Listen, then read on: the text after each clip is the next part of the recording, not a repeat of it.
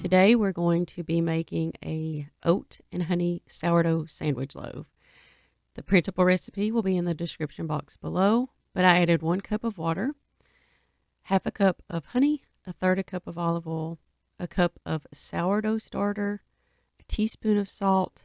I added an egg, but that is totally optional. Half a cup of oats, and I'm going to say 4 to 4.5 cups of flour, but the flour changes daily. And so when I give you an amount of flour, that is going to be relative to your environment. So some days for this loaf, I may need 4 cups of flour. Some days I may need 4.5. And it really just depends. But I'm going to show you how I decide how much flour to add to my loaves of bread.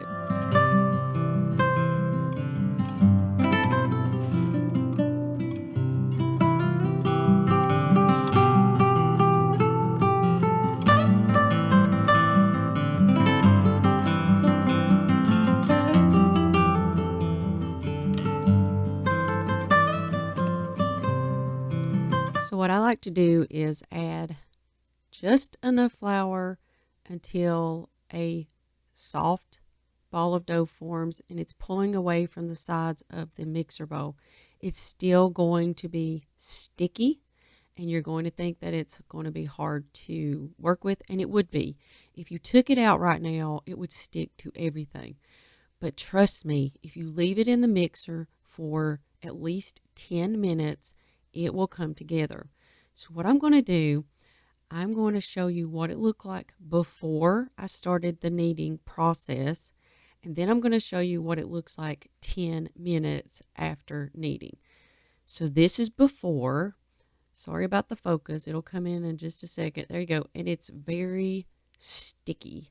Like you wouldn't want to actually mess with that. This is 10 minutes later. Look, it's a ball of dough that is super easy to work with because the gluten has been developed. And so that's how you know that you added enough flour. Now, after it comes together, I am going to turn it out on my silicone mat, and I'm just going to roughly shape it. I don't take a lot of pains with sourdough shaping. I don't get those big bubbles on the inside like I do with yeasted breads. So I just kind of, you can notice I'm working with this. It's not sticking to my hands.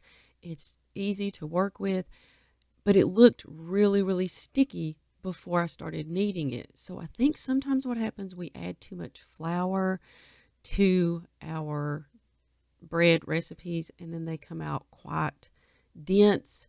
They don't rise as well. And I have found the best thing to do is let it knead until it comes together, and it will be just fine. Now I'm going to put this in my proofing box. I'm going to let it proof until it gets to the top of the pan, and then I'm going to preheat my oven to 350 degrees and bake it for 35 to 40 minutes or until the internal temperature is between 190 and 200. And then I'm going to show you how it looks all sliced up.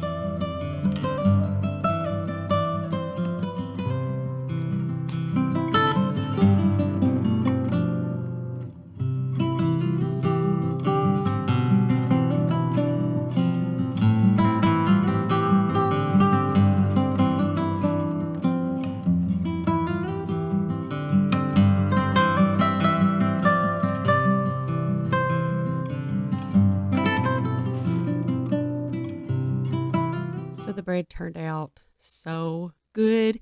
It is not very sour. So this is going to be for those who don't prefer the sourness of like an artisan loaf and the crustiness, which is my husband. He enjoys sandwich bread, a bit sweeter, and it was perfect for that. So check out the recipe down below. Thank you so much for joining me, and I'll see you on the next video.